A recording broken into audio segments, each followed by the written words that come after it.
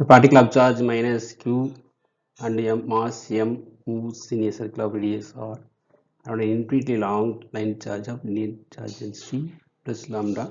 Then time period will be time period t கேட்டிருக்காங்க. உங்களுக்கு time பீரியட்னாலே omega equal to 2π/t.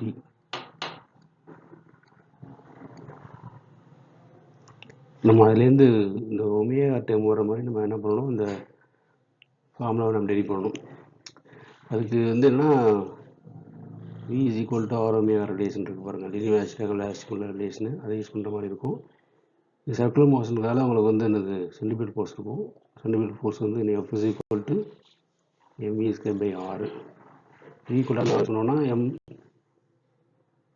Into R omega இங்கே substitute பண்ணோம்னா ஈக்குவலாக உங்களுக்கு m/r² omega²/r வருமா.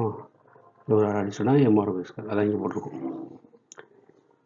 இது வந்து என்னன்னா ஃபோர்ஸு, ஓகேவா. எப்படி வந்துச்சு அப்படின்னா f ஈக்குவல் டு QE, ஏன்னா எலக்ட்ரிக் ஃபீல்டு இருக்குது, சார்ஜு.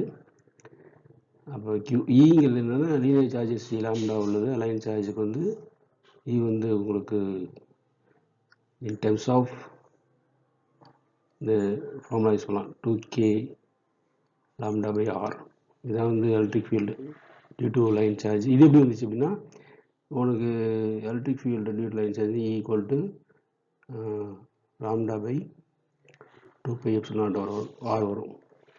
2πε0 போல நம்ம என்ன பண்ணலாம்னா 1/4πε k, ஓகேவா.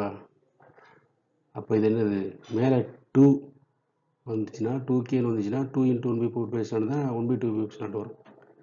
இப்போ 2k λ/r அப்படிங்கிறது தான் ஈங்கிறது தெரியும், சரியா. அதான் இந்த டைம் தான் எலக்ட்ரிக் ஃபீல்டு. இது எப்படி வந்துச்சுக்கிறது இங்கே கொடுத்துருக்கோம். அப்போ தான் இங்கே சப்ஸ்டியூட் இருக்கும். இது q, இது வந்து E டைம்.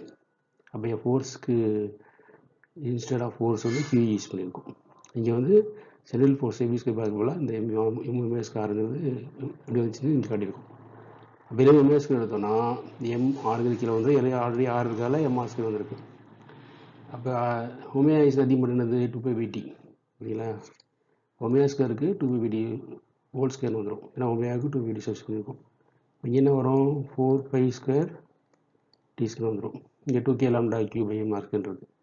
இப்போ நமக்கு t தான் தேவை. அப்போ t² அப்படின்னு இருக்கும்போது t² ஈக்குவல் டு என்ன வரும் 4π²mr²/2k λ3 வந்துடும். அப்போ டீன்னு என்னது ஸ்கொயர் எடுத்தோம்னா 4π²க்கு 2π வந்துருச்சு, r²க்கு ரூட் எடுக்கும்போது r வந்துருச்சு. ரிமைனிங் டைம்லாம் ஸ்கொயர் டைம் இல்லாதனால அதெல்லாம் என்னது ரூட்டுக்குள்ள வந்துருச்சு, m/2k λ3 அப்படின்ட்டு, ஓகேவா. ஸோ ஆப்ஷன் 2 தான் என்னது correct option. t = 2πr × m/2k λ3. Thanks for watching. Keep watching, subscribe and share.